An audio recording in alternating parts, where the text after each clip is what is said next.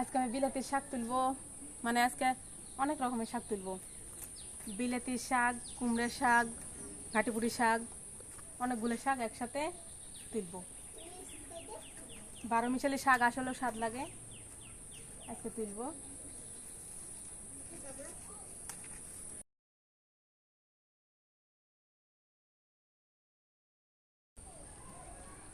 প্রচুর শাকগুলো তুলবো, বেশি বড় বড় তোলা হবে না, জ্বালা জ্বালা তুলতে হবে।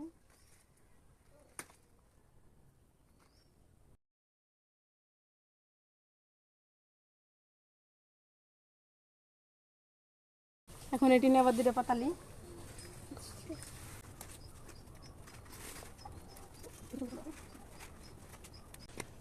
আসলে গ্রামে কোনো জিনিসই অবহেলিত না, সব রকমেরই শাক আমরা খাই। পুয়ের শাক দুটো নিব।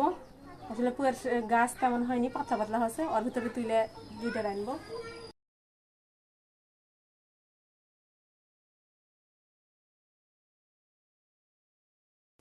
এখন এই দুইটা আলুর পাতা দেবো। এটা আলু হচ্ছে আলুর পাতা।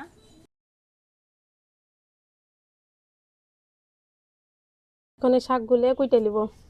বিলাতির শাক তুলছি, কচু, মিষ্টি আলুর পাতা, কুমড়ার পাতা, পুয়ের শাক, এগুলো তুলছি। এখন এগুলো ভাজবো।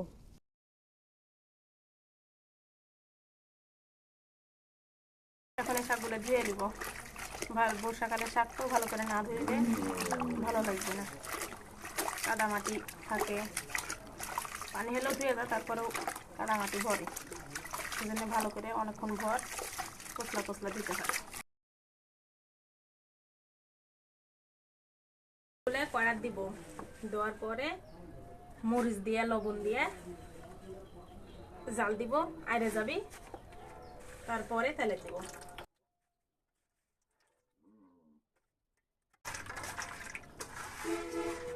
যে মরিচ দিন, এই মরিচে হবে নি, ভাজা মরিচ দেখাইতে হবে নি।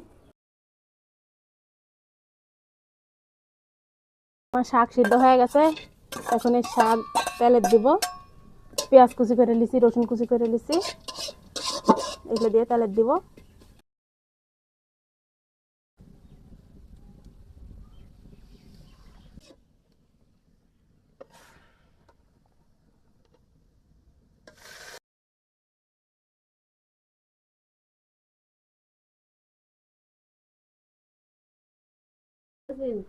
শাক কেমন স্বাদ আছে?